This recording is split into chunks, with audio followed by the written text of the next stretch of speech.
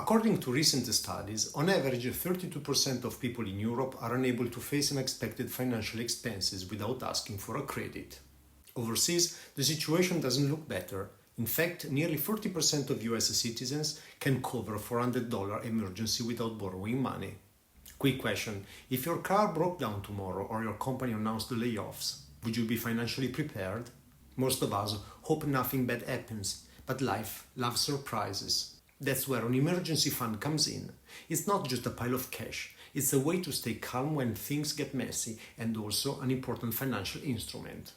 Today, I'll share how I size my own emergency fund and how I break it into a few buckets so the money stays safe and useful. But before the numbers, here is why it matters.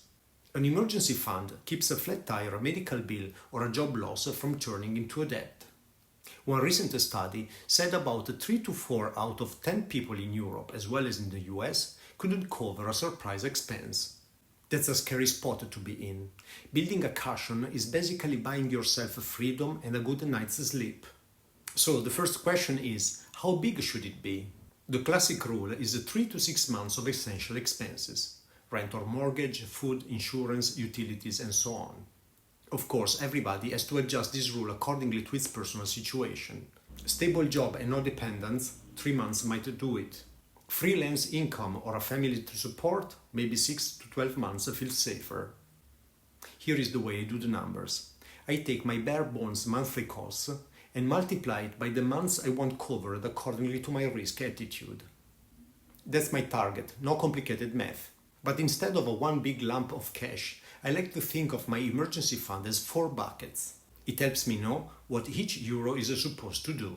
Bucket 1, quick cash. This is the grab-and-go money for true emergencies. I keep 1 to 2 months of expenses in a high-yield saving account where I can get into it immediately. No waiting, no penalties. Bucket 2, planned surprises. These are the expected unexpected things: car maintenance, insurance renewals, property taxes, and so on. I park this in a separate saving account so I don't accidentally spend it. Also here, my preferred solution is a high-yield saving account. Today, Trade Republic and Scalable Capital, for example, still offer saving account at 2% interest per year. A good compromise if you want to keep your money always available and gain few interest at the same time. Bucket 3, opportunity cash. Here is the fun one. Professional investors always keep a small cash reserve to buy when the market dips. I copied this idea and allocated a small part of my cash to be ready to catch market opportunities. This strategy worked out perfectly during the recent periods of high volatility and helped me to buy at very good prices. Since this money has to be immediately available in case of need, a high-yield saving account is for me the best choice, because it can give a little boost while staying pretty safe and keep the money always accessible. I keep this money in the Trade Republic saving account at 2% interest per year, because this is also my main broker, and in case of any good deal on the market, in just a few clicks my order is immediately executed. A thumb rule I like is around 5% of your total investment portfolio, enough to act if something really attractive comes along. Bucket 4, long-term buffer. This money is important for planned expenses, for a down payment, a new project, etc., on a time horizon of 3 to 5 years.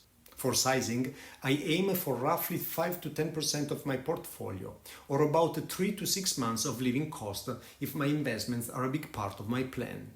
I usually keep this money parked either in a time deposit or invested in government bonds.